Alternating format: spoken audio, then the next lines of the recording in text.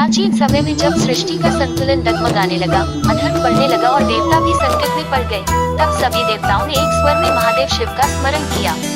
शिव, जो सृष्टि के आदि और अनंत हैं, अपने भक्तों की रक्षा के लिए अनेक रूपों में प्रकट होते हैं। उन्हीं दिव्य प्रकट रूपों में सबसे श्रेष्ठ माने जाते हैं ज्योतिर्लिंग। ज्योतिर्लिंग का अर्थ है प्रकाश का अनंत स्तंभ। ये वही दिव्य स्वरूप है जो कभी ब्रह्मा और विष्णु के सामने प्रकट हुआ था, एक ऐसा प्रकाश स्तंभ जिसका न आदि था न अंत। उसी अनंत शक्ति ने पृथ्वी पर 12 प्रमुख स्थानों पर स्वयं को प्रकट किया, जिन्हें आज हम 12 ज्योतिर्लिंग के नाम से जानते हैं। आकाशगंगा ज्योतिर्लिंगों की स्थापना का कारण। एक समय धरती पर पाप और अत्याचार बहुत बढ़ गए थे। राक्षस और अधर्मी लोग धर्म का नाश कर रहे थे। देवताओं ने जब हर उपाय कर लिया और असफल रहे, तब वे भगवान शिव की शरण में गए। महादेव ने करुणा से भरकर कहा, जब जब धर्म संकट में होगा, मैं स्वयं पृथ्वी पर प्रकट होकर संतुलन स्थापित करूंगा। और फिर उन्होंने अपने दिव्य तेज से 12 स्थानों पर ज्योति के स्तंभ के रूप में प्रकट होकर भक्तों को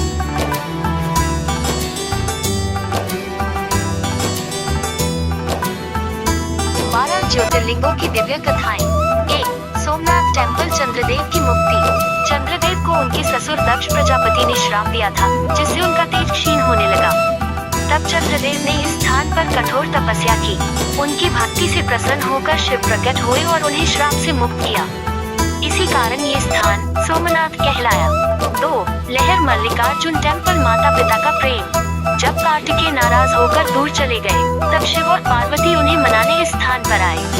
यही उन्होंने निवास किया और ज्योतिर्लिंग के रूप में प्रकट हुए। 3.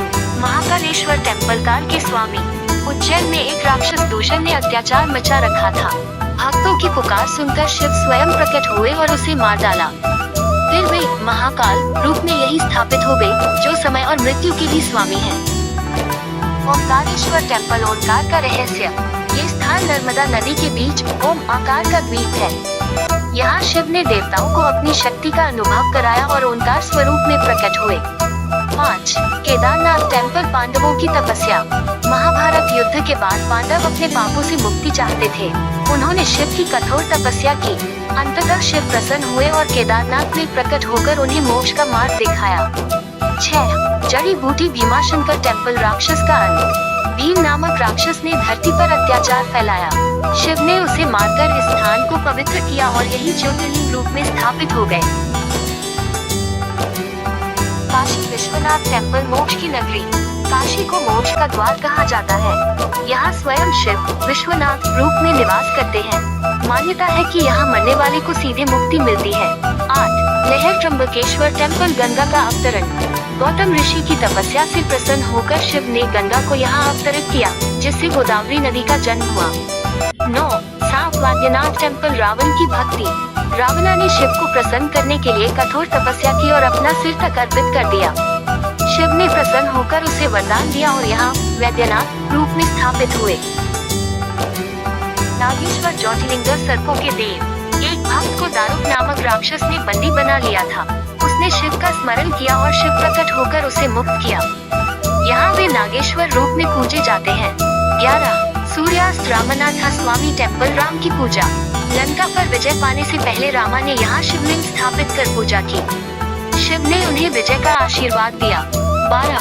सूर्योदय। कृष्णेश्वर टेम्पल। भक्ति की शक्ति। एक स्त्री कृष्णा की अटूट भक्ति से प्रसन्न होकर शिव यहाँ प्रकट हुए और अंतिम ज्योतिर्लिंग के रूप में स्थापित हुए। इन 12 ज्योतिर्लिंगों में शिव की ऊर्जा विशेष रूप से विद्यमान मानी जाती है। ये केवल मंदिर नहीं है, बल्कि ब्रह्मांडीय शक्ति के केंद्र है। यहाँ दर्शन करने से पापों का नाश होता है, मन को शांति और आत्मा को मुक्ति मिलती है, जीवन में सकारात्मक ऊर्जा आती है। शिव का संदेश। ज्योतिर्लिंग हमें सिखाते हैं कि ईश्वर हर जगह है, लेकिन सच्ची भक्ति से ही उनका अनुभव होता है। अहंकार छोड़कर समर्पण करना ही मोक्ष का मार्ग है। शिव केवल विनाश नहीं, बल्कि संतुलन और करुणा के प्रतीक है। Location plan. निष्कर्ष। 12 ज्योतिर्लिंग भारत के अलग अलग कोनों में स्थित हैं, लेकिन उनकी शक्ति एक ही है, महादेव शिव की अनंत ऊर्जा। ये कथा हमें याद दिलाती है कि जब भी जीवन में अंधकार बढ़े, तो शिव का स्मरण करें, क्योंकि शिव ही वह ज्योति है जो हर अंधकार को समाप्त कर सकती है। हर हर महादेव।